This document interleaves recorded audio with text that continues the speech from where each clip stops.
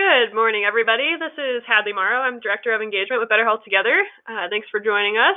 We are going to get started here today in walking through the transformation plan template for the partnering providers. This session is being recorded, so if any of you have to jump off early, you'll be able to catch the recording up on our website. Additionally, I'm going to work as hard as I can to just go through the overview first and hope that we can hold all the time for questions at the end. All of the questions that we receive we'll be throwing into a Q&A document that we'll be able to post on our website and send out so that you have a quick reference for any of the questions that come up today. Feel free if at any point in time during the call you have some questions, you can pop them in the chat box. If it's appropriate, I'll answer them right away, but otherwise we'll just hold them for the end. And with that, I'm going to start moving us along. So for today's webinar, we're going to focus on the sort of last bits of requirements for the Medicaid transformation project planning work that we've been doing. This last session is really the transformation plan for the individual partnering providers. We're going to go over the timeline and how you're going to submit these plans, what technical assistance and support is going to be available from BHT, and then we'll hold time for any questions that you might have.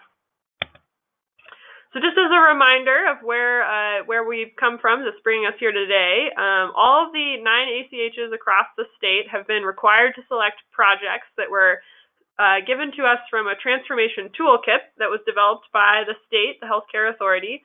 The projects in there all actually came from the community through what was about a year of early focus groups and sort of community vetting where ACHs worked to put forward suggestions for possible projects that we'd like to see as part of transformation. Each of the project areas has an approved list of evidence-based models from which the ACHs and our partners are going to be selecting from, and then implementing those models with the goal of reaching specific outcomes tied to health metrics. So BHT selected 4 project areas from the toolkit last fall. 2 of the areas are required for all ACHs across the state, and those are bidirectional integration of care and addressing the opioid public health crisis. In addition, BHT selected chronic disease management and community-based care coordination as 2 other projects for the partners in our region. In addition to those 4 projects, the BHT board has approved 4 local goals that we are weaving in activities with transformation. So those goals include reducing unintended pregnancies, improving oral health, increasing behavioral health access, and reducing jail recidivism. These goal areas are selected for many reasons, largely because they already tie into the projects that we have selected. For oral health and unintended pregnancies, those priorities are really honoring 2 of the toolkit projects that we did not select, but still see that it's important to be working towards.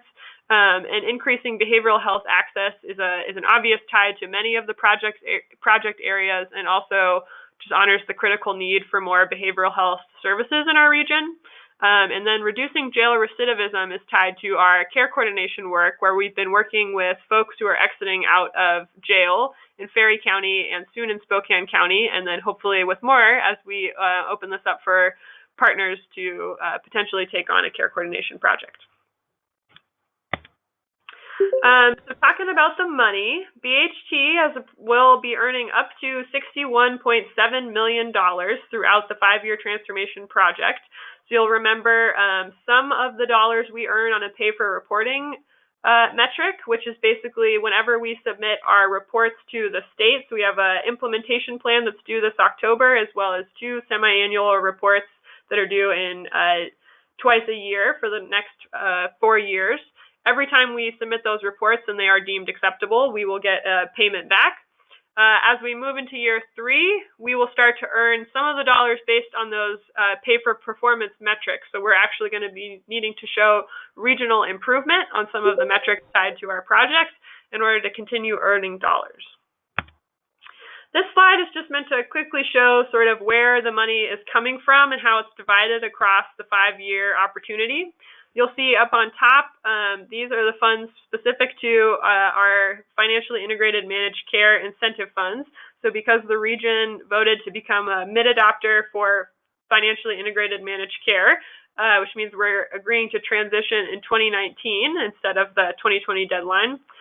We earned $8.3 million we can use as incentive to help with that transition. Better Health Together made the decision that all of these dollars, 100%, are going to be pushed out to providers. We are keeping none of them for any administrative fees. This is in hopes that we can be supporting providers in making this transition as soon as possible.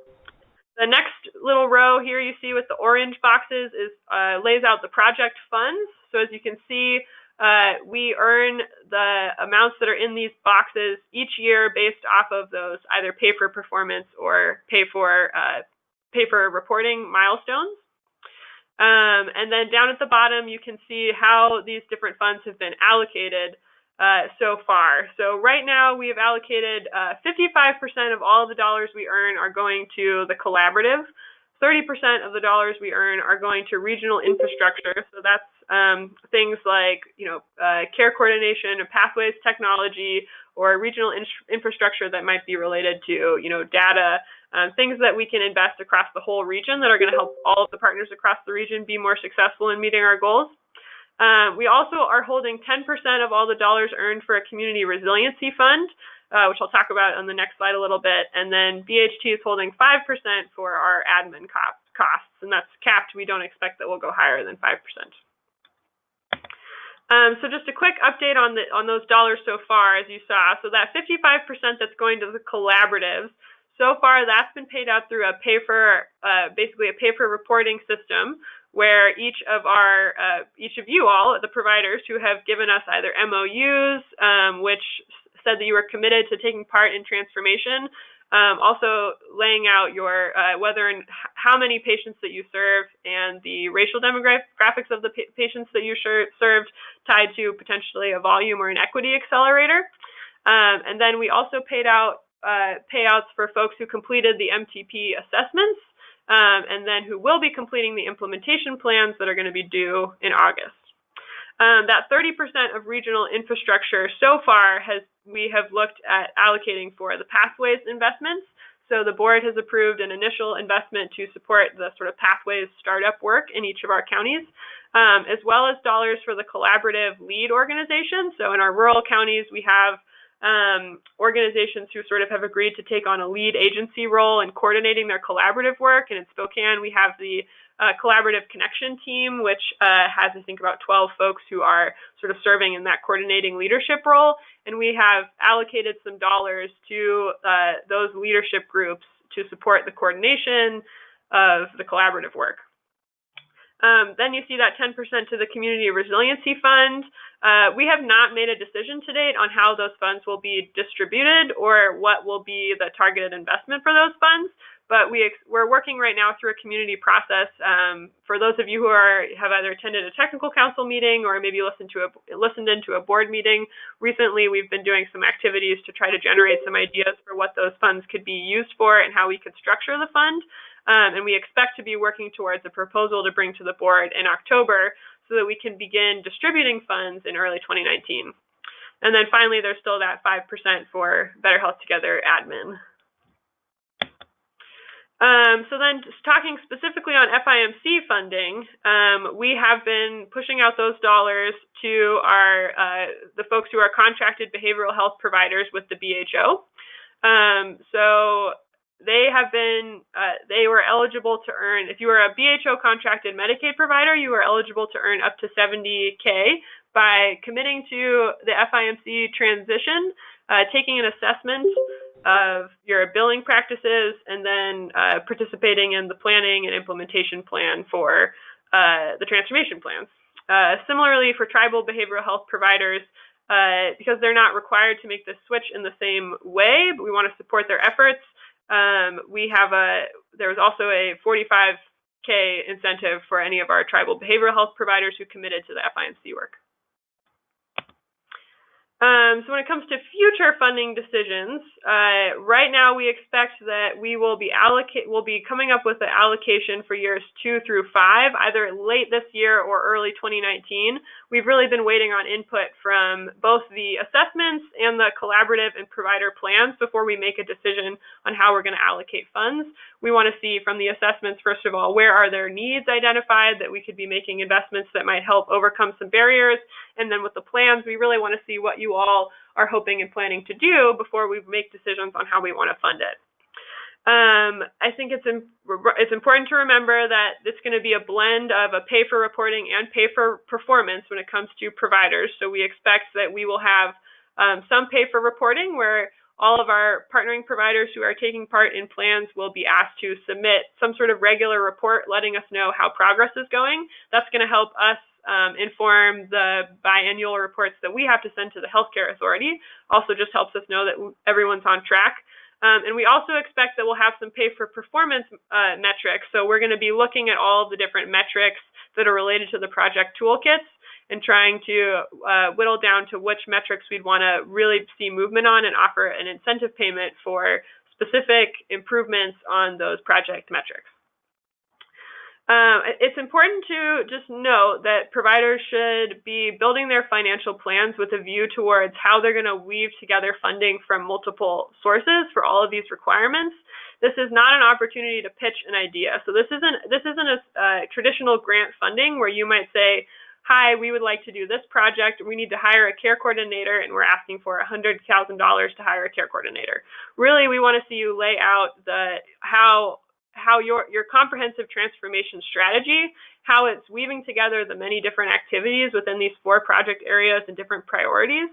And it's our expectation that if you are then able to meet all of the pay for reporting requirements and the pay for performance metrics that are laid out in the future funds flow allocations, that you would be eligible to earn 100% of whatever dollars are allocated to those activities. So again, we don't really know exactly yet what level of dollars we're going to allocate towards the different activities. We have to wait till we have the plans yet, but just keep that in mind as you are working through your plans and potentially the budget. It's also important to note that only behavioral health and primary care providers are being asked to develop transformation plans at this point in time. So it's very important that you all are thinking about how you're going to build out connections with other setting requirements in your plans.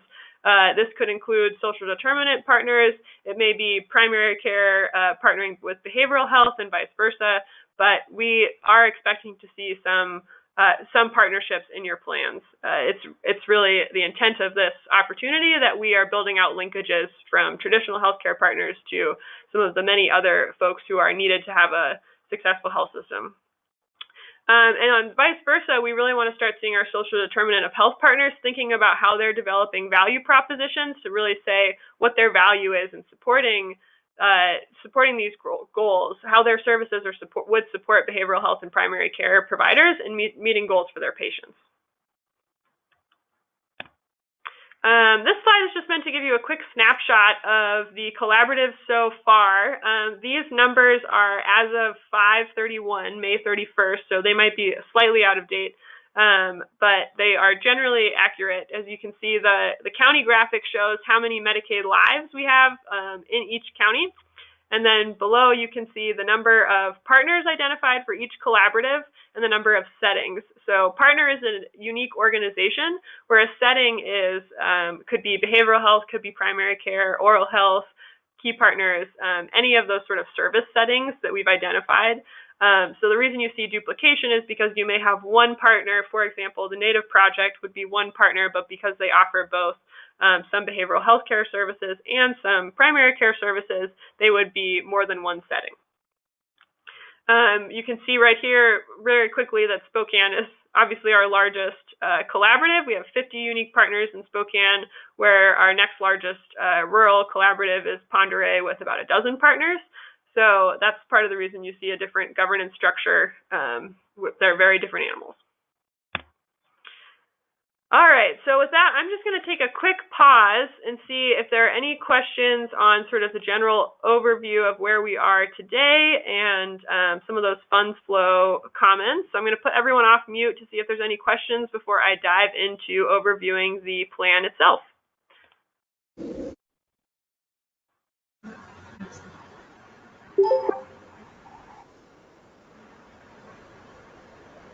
All right, I'm not hearing anything, so I'm going to put you all back on mute, but you are welcome to type in the chat box at any point in time. All right, so as a reminder, Better Health Together is working towards an implementation plan that's due to the state in October. This plan really has to lay out all of our intended actions and milestones for the next 5 years. For each of the project areas. So the work that we're asking you all to do now in completing these transformation plans is really helping to aggregate up into our regional plan that we have to submit to the state. These plans are really going to be the roadmap for how the BHT region is going to navigate transformation.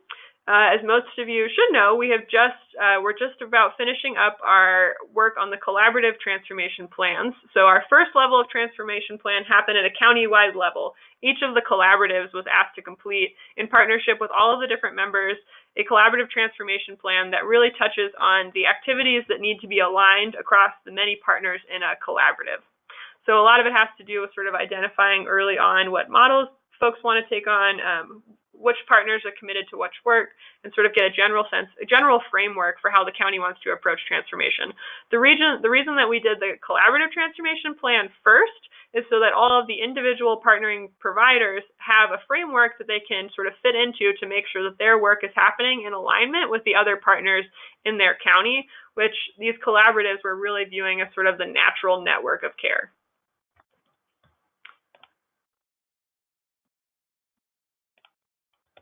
And I see one question in the chat box about technical assistance dollars, and I'm going to come back on that a little bit later. I just want to acknowledge it. So just as a reminder sort of how this all fits together, many of you serve on one of the ACH technical councils, such as the Provider Champions Council, the Community Voices Council, Waiver Finance. And these councils have been working on various sets of requirements and recommendations for transformation activities. So you'll remember the Provider Champions Council created sort of a framework for the essential elements of the different models in our toolkit projects that you're going to see in the transformation plans. So those key elements really built out the framework for our transformation plans. You can see on the left side of the box here, we had our collaborative transformation plans. They're due at the end of the month, so just a few weeks now, including input from all settings. And now we're working towards the partnering provider transformation plans, which are going to be due on August 1st, and only behavioral health and primary care are being asked to complete these plans. Although, as I mentioned before, we expect that we would see other partners in the collaborative show up in their plans as partners to these settings.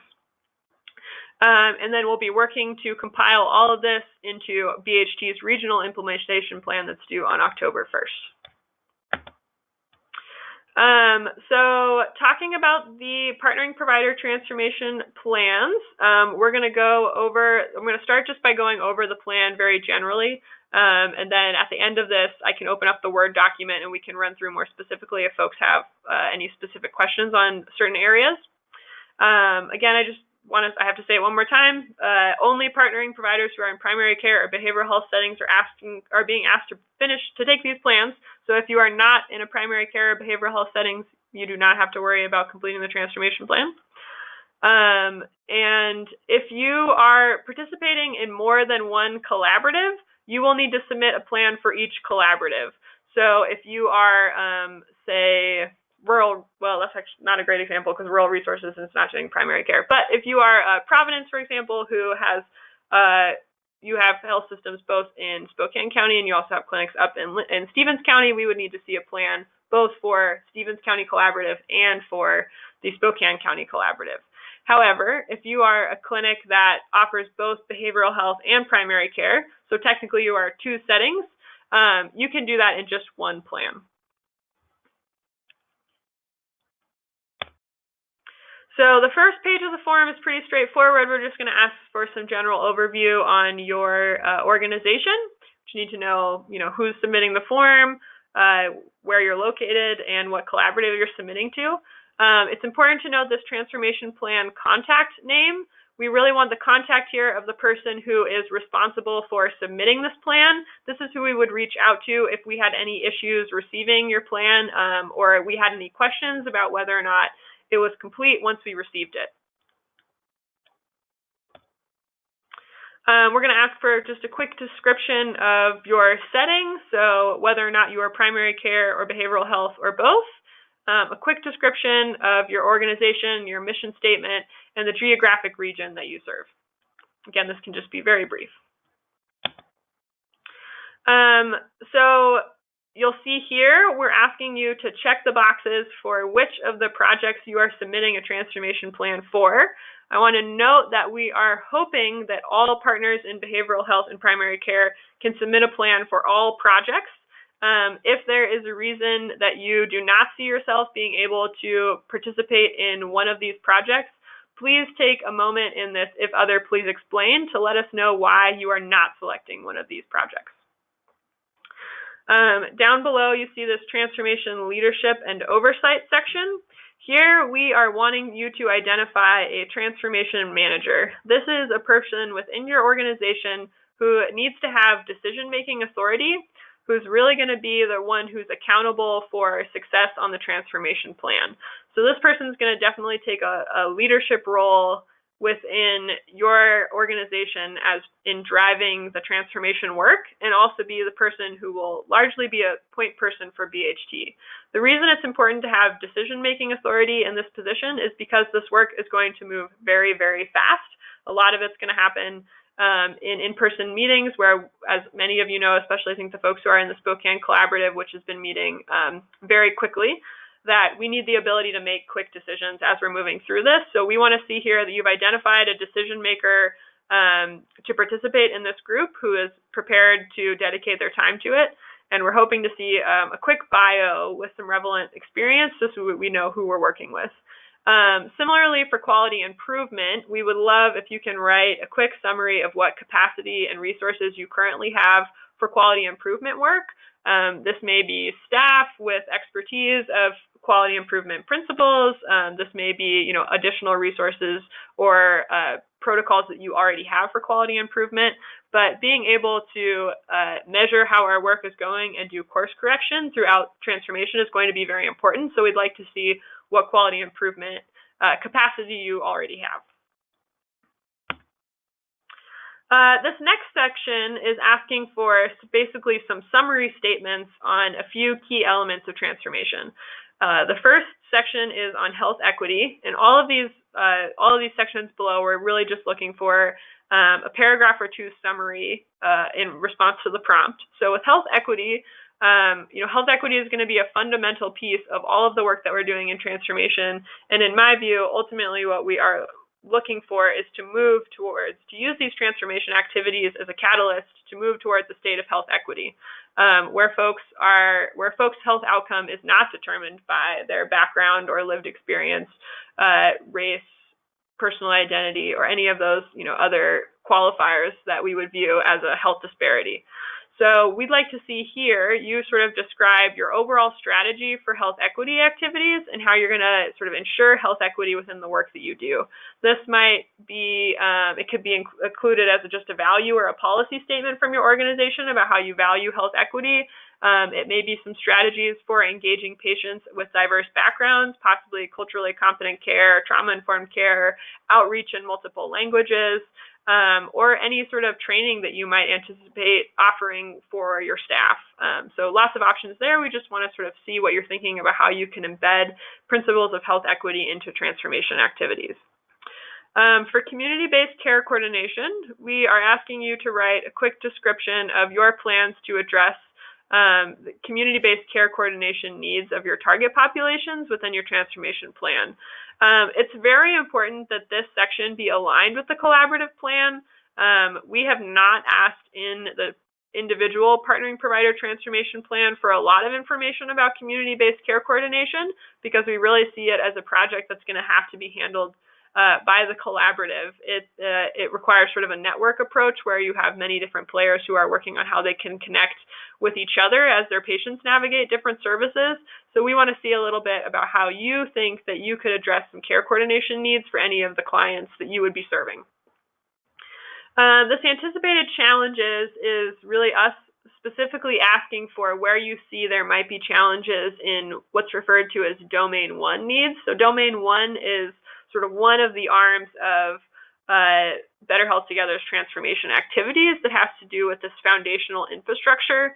So we're looking at things like health information exchange, workforce, readiness for value-based payments, and what challenges you might expect in those issues when it comes to your transformation plans.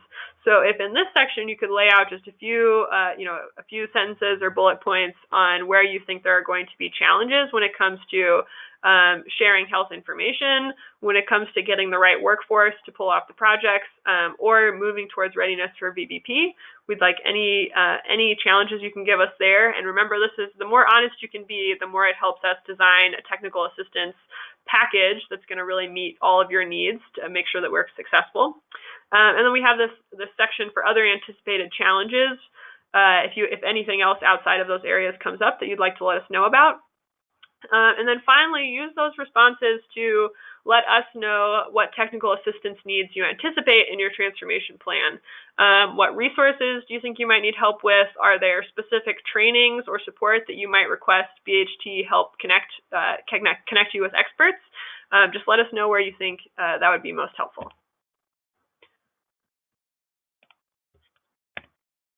All right.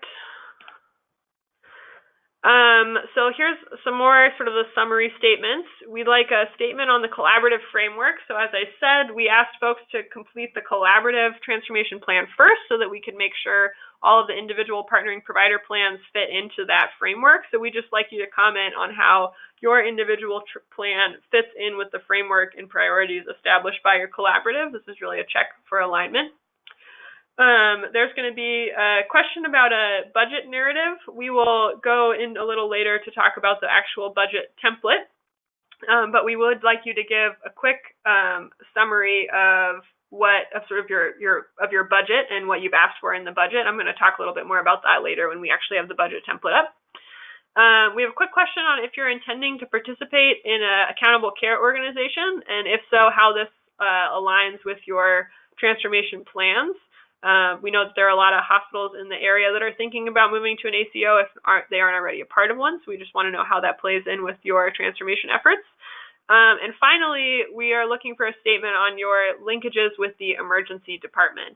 Reducing unnecessary emergency department visits is going to be a high earning metric for the work that we're doing. So we need to make sure that you all are thinking through some sort of connection with the emergency department, either to create referrals or to be notified when your patients might end up in the ED. Really, what are you thinking about connecting with emergency departments? All right, so in this next section, I'm going to overview the sort of specifics for each of the different project areas when it comes to the partnering provider transformation plan. I'm going to start with bidirectional integration as an example because all of the three sections are outlined exactly the same. So after I finish this example, we'll just open up the Word document and have a chance to run through it and see if any other questions have come up. So for each of the projects, we have outlined the setting requirements, so sort of the key elements that we think each provider is going to need to speak to in order to be successful in implementing the project. And you're going to be asked to speak to sort of your current state. So what's your current capacity? What resources do you currently have in place to help implementing the model? And what gaps exist for you? Then we're going to ask you to talk about your implementation year one. So what would you plan for year one to really get yourself started? And also we'd like to see sort of a connection to the strengths that you already have in your clinic or in the gaps that you've already identified from the above section. How do you plan to overcome some of those gaps? It's really important to us here that you include specific milestones and timelines. So this shouldn't just be a narrative response, but really think through what would your milestones be for implementation and timelines. It might be by June 2019, we're going to get all of our providers trained on this specific implementation feature, something like that. But we want to see a milestone and a general timeline, even just if it's laid out by which quarter you expect it to happen, so we can start to see a trajectory for your work. And then finally, we're looking for some comments on how you plan to sort of build and scale the project. We don't expect a lot of detail for the later years, but just a basic roadmap to show us how you're envisioning moving this, scaling it up, and also moving towards sustainability, because it's important to remember waiver funds are really this is a one-time funding opportunity, and we want you all to be thinking about how your activities are fitting into your business model, so that there's a funding opportunity for them in year 6 when the waiver money is all gone. So starting with bidirectional integration as this example, you're going to see in each section a brief description of the target population that we've identified for the project. And then we're going to ask you to do sort of a quick description of how you plan to reach out to this population. We're going to overview which of the models are available for you to use. When it comes to bidirectional integration and opioids, there is a choice. Chronic disease, there's only one model. But so here you're going to be asked to select, are you going to take on the collaborative model or the collaborative care model? Then just give a quick high-level description. We're really looking for 1-page max of your overall plan. We might advise that you wait to complete this section until you've done some of the more specific, answered some of the more specific prompts that come later, and then come back and sort of summarize in a 1-page description. Again, this is really going to help us for some of our reporting requirements to the state. And then we're also asking for some specific aim statements for each project. So you'll see right here sort of a definition of what an aim statement is. It's a clear, explicit summary of what your team hopes to achieve over a specific amount of time, including the magnitude of change you will achieve. So that means we really want to see what are you going to do, for who, by when, and how much in one statement. There's a link here that can help you sort of craft an aim statement, but we're hoping to see 2 aim statements of what your hopeful outcomes are for each project. So here you can see a template of how these sections are laid out. Up at the top, there's always going to be a link to the Medicaid Transformation Project Toolkit. The toolkit outlines all of the required elements for these projects and sort of the different models that are associated with them. So it's important, I would say it's very important that you have the toolkit out with you when you are sitting down to plan this, because you're going to use that heavily as a reference and as a guide for how you would implement these projects. And then each section will just have the element itself, so description of the element, and then the prompt here for what we'd like you to think about and describe to us when it comes to current state, the build year, so really this implementation year 1, and then our later performing years as you're going to go ahead and scale and build the project. So for each element, you'd just be asked to answer, so what's your organization's current state when it comes to integrated care teams? Sort of what's your plan for year 1 to build out an integrated care team? And then in the future, what's your plan to sustain and scale this integrated care team element? And then for each section, so you'll see there's a number of elements in the collaborative and the collaborative care, so you'll do that a few times for each of the elements. And then at the end of the project, we're asking you to give a statement on a description of who your partners are. So this is really where we'd expect you to call out any social determinants or other organizations that you think you'll be linking to or relying on for support in these projects. The statement about a promotion of equity, we're really looking for you to describe how you're going to apply an equity lens in all of the selected activities that you just described. So that might be how are you going to use data to make sure how you could use data as an equity lens to make sure that you're not doing any inverse or adverse effects on any population as you're setting out your implementation plans. It may be about ensuring that there is adequate outreach to communities. There's a lot of different options here, but we just want to see what activities you expect to embed to promote health equity. And then finally, the last statement is we're looking for some comments on your sustainability plan. So again, that's remembering that Medicaid transformation funds are a one-time opportunity. How do you expect that you are going to fund this in year 6? And how is this project really going to work to weave in your organization's readiness for value-based care so that you can be moving towards value-based contracts that are going to support these projects? All right, so that's the quick overview for bidirectional integration. I'm going to give just a quick note on how chronic disease management and opioids differ slightly, and then we'll open up the Word doc. So chronic disease management, as I said, it's only one model, so that this one is probably going to be the easiest template to complete. It looks exactly like the bidirectional integration. You're going to see a quick background on why we're doing this project, who the target population is. For chronic disease, we're really looking at folks who are in the complex care population. Generally, that means folks who have one or more chronic disease and a co-occurring mental health or substance use disorder. And BHT has also identified diabetes as a priority chronic disease that we're looking at impacting. So you'll be asked to do the same level of sort of descriptors on how you're going to outreach this target population, identify your current state, implementation year and future state plans for the different elements of the chronic disease models, and then those same, target partners, promotion of health equity, and sustainability summary statements. Opioid response is one that's just slightly different. There are 4 different intervention options for the opioid response project. You'll see these are listed down here. We have prevention, treatment, overdose prevention, and recovery. It is important that each county collaborative have a provider taking on each of the 4 projects. So each county collaborative needs to show that they have a provider committed to each of the 4 projects. However, individual providers do not have to do all 4.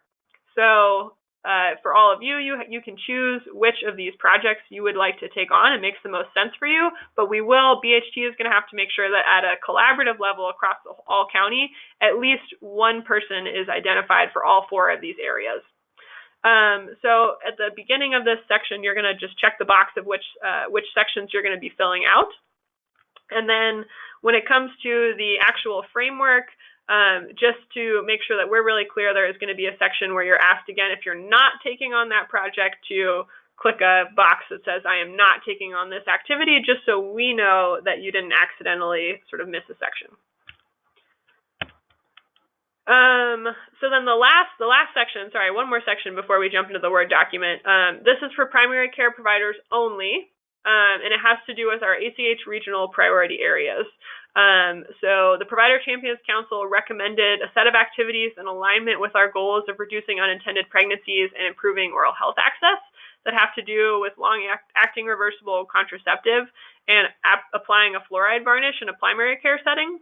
And they have laid out some elements relating to those projects, and we will ask primary care providers to speak to how they plan to incorporate those elements in their project. So with that, I'm going to exit out of here, and I'm going to open up the Word document really quick. And I will unmute us and open it up for any questions. Oops, almost managed to do that.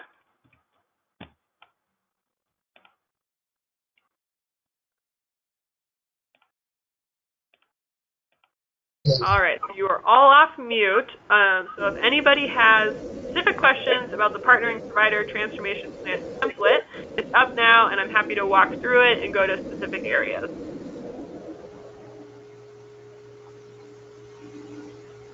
I did get one question on the chat about community-based care coordination. The question is if this only aligns with the Pathways target population, or can we speak more holistically about community-based care coordination? Absolutely, this is a more holistic question. It's not specific to Pathways. We really see care coordination as a spectrum of different activities. Pathways is a model that fits really well for some folks who need care coordination, but not all. So really what we're asking is specific to any of the target populations that you foresee interacting with in your projects, what activities are you envisioning putting in place to help them navigate care coordination?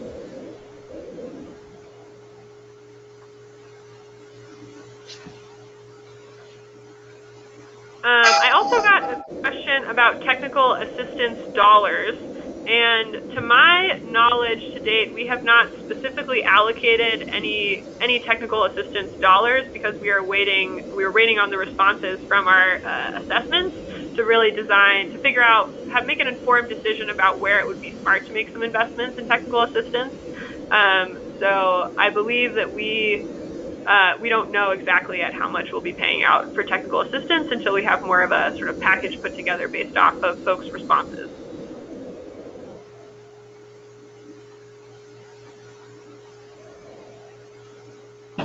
All right.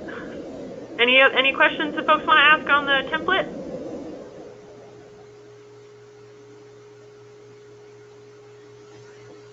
All right, I got one specifically on the opioid question. I hope no one's getting nauseous, but I'm going to scroll us all the way down there.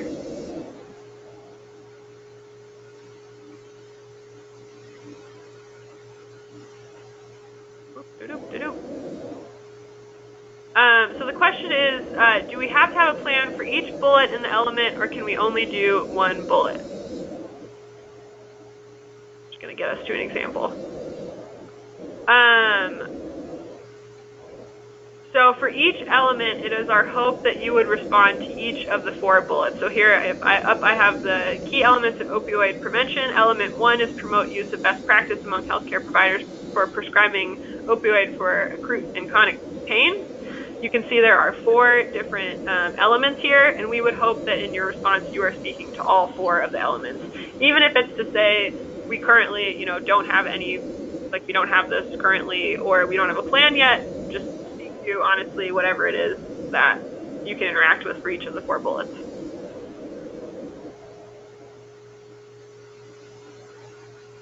All right, since I'm not hearing any other questions, but there is a little bit of feedback, I'm going to throw us on mute again.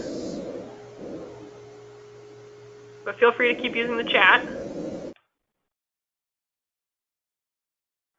I got a question that says, if we will not be applying to be a partnering provider, do we need to submit a value proposition? If so, when is this due?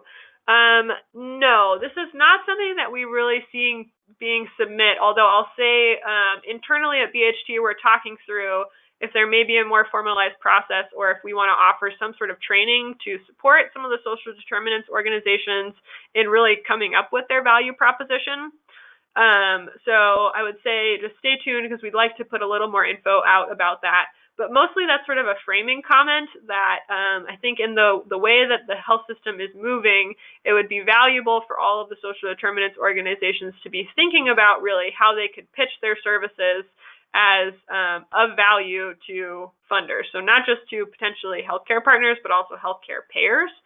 There's been some interesting work happening in New York around supporting sort of community-based organizations in defining their value statement.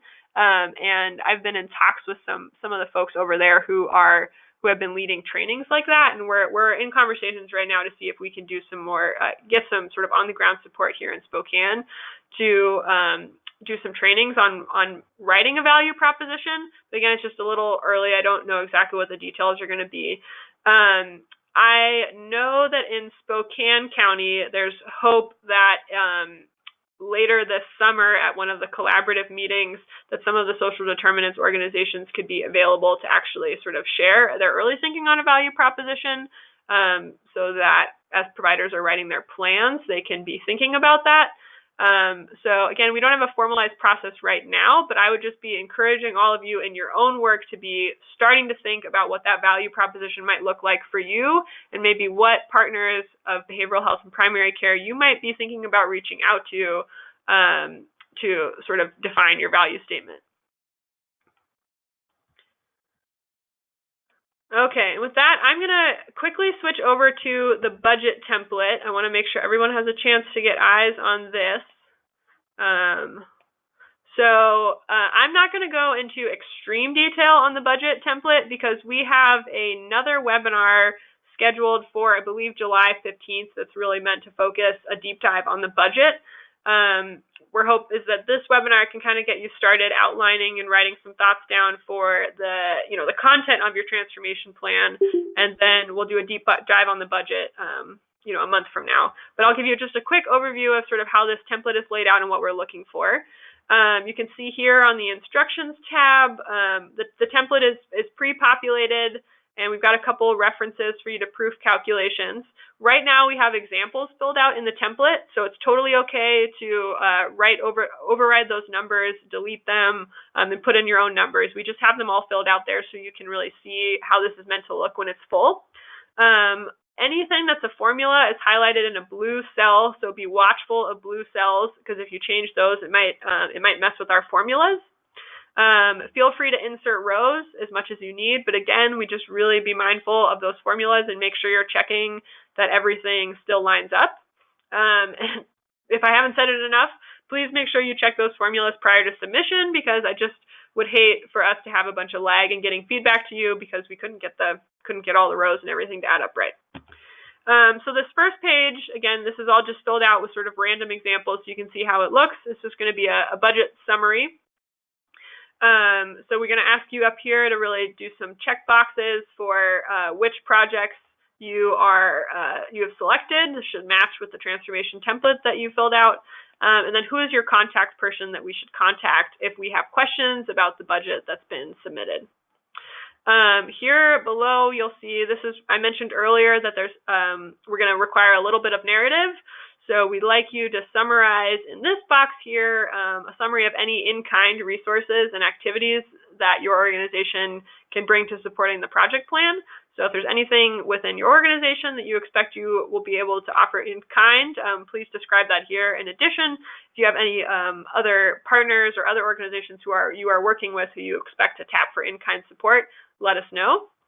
And then down here, you'll see there's another section where we are asking for a narrative on contemplating any potential revenues that you think you might generate from implementation. So by doing these projects, what revenue do you expect you might generate? And this is going to help us in thinking through sort of some sustainability and also how we're going to direct funding. So on the tabs below, you're going to see there is a tab for each of the 3 projects. Again, we're not asking for a budget related to care coordination yet, because that's happening more at a collaborative level rather than at an individual level. So I'd say when you're starting this, make sure you're scrolled all the way over to the left and start sort of from the top down. So this first section is specific to personnel services. So we're going to ask how much staff and how much staff time are you going to put towards these projects. So you would be listing here the title, the name and title of any of the staff members that you expect to be dedicating time to transformation work. And then sort of overviewing what's their salary, how much time do you expect them to be putting towards ACH work. And then over here, we're asking for a brief description of their job description. Moving down below, you're going to see similarly, we're asking for any contracted services. Do you expect that you're going to be working with consultants? And please describe that briefly. Here we have a section for travel. I would just suggest that if you are a rural county, you plan that there may be some time where we ask for a little bit of travel into Spokane for, maybe some convenings or training. So probably plan to put some of that in there. Any needs when it comes to equipment or data and analytics. So again, we're just looking for a description, and here we'd like you to sort of describe the purpose for what you would use this for. Moving down, so I'm just really trying to run through this one fast. We still have time for questions. Any description of space. So if you have costs to actually have space to implement these activities.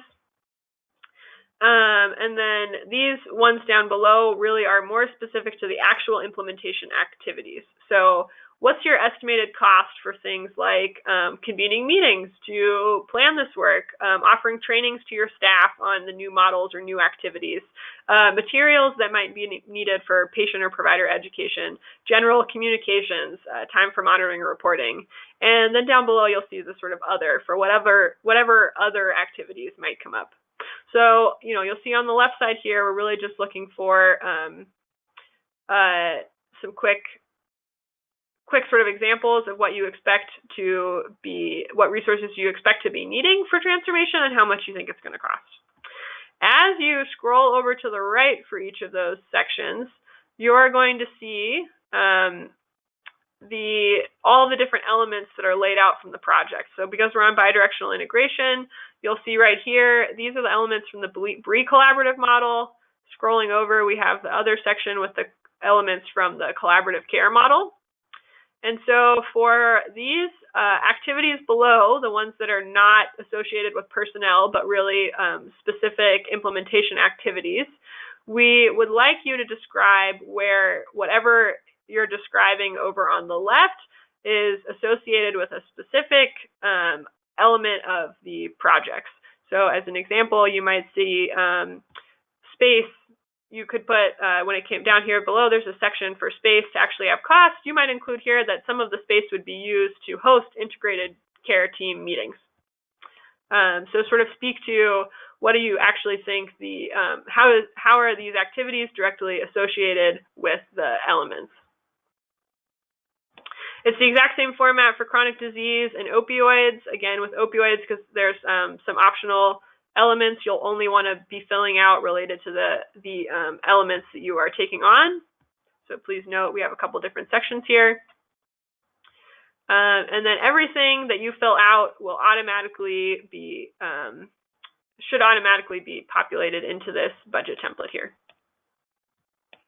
And again, I'm just trying to really quickly give you an overview of how this one looks because we're going to have a much more detailed overview of the budget template in a month or so on a webinar, so that you all can really, after you've had some time to get to know your plans, figure out what you want to write, you'll be able to, I think, have some more understanding about how to use this template. All right, so with that, we are pretty much open for Q&A. I'm just going to give a quick overview of what's to come. These templates are going to be due on June 29th. So remember, you can upload these templates on the Collaborative Webspace, which is www.betterhealthtogether.org/collaboratives. You can see it up on the screen right now. You will be able to just sort of fill out this box right here and say who it is who's going to be submitting the form, and then you'll be emailed a quick link that gives you a place where you can upload the document into a secure Dropbox. No one else can see what you upload.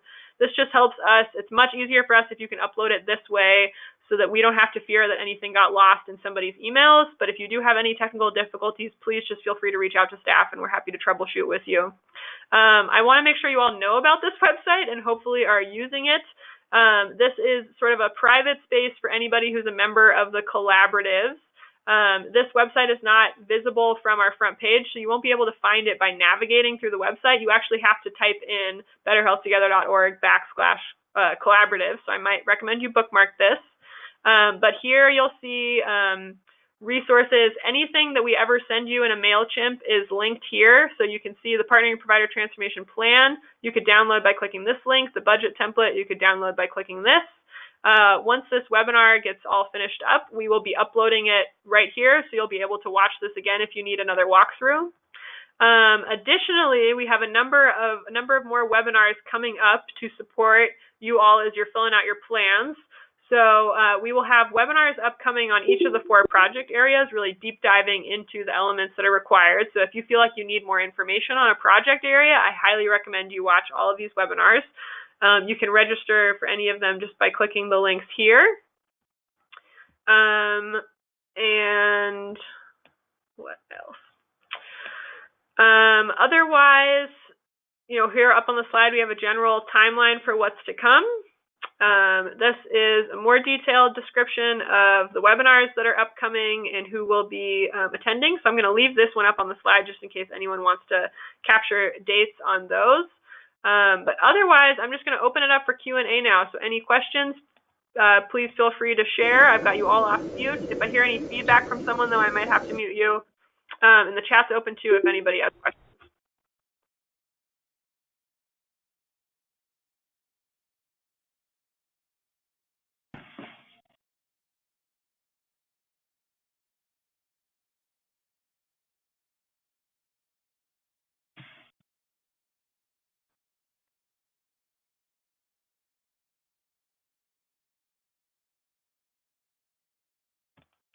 All right, since I'm not hearing any questions yet, I'll just add that as a reminder, we will be updating our FAQ. So you'll be able to find that. Again, it lives right here on the Collaborative Webspace. So if you need a summary of the questions that have been asked, or you're trying to get some answers, I would say always start at the Transformation Plan FAQ. Then, feel free, you can watch the webinar again. If you ever have any questions, we'll have links to all of them recorded up on the webinar. Don't forget to use that toolkit when you are engaging in your projects. I think it's very important that you print it out and have it next to you so you can really see, it's really just a guide for how projects should be implemented and the milestones required for each project. And additionally, Better Health Together, we are just always available for support. So if you need some help, feel free to give our office a call and we'll connect you to the right person. While I'll say we might not, the folks on staff we're not experts at these models. If you have specific questions about them, we can connect you to the experts. We're working on connecting with some subject matter expertise who really have knowledge of these models. Some of them are folks who have worked on developing the models, so that we can connect you all to people who have the answers if we don't. And we're going to be opening up some office hours. Some of you may remember the days of BHT office hours from last year, where we basically had a couple hours each week where our doors were open and our phone line was open and anyone could call in or stop in and visit with questions or just looking to engage. So we'll be sending out some info about times for office hours.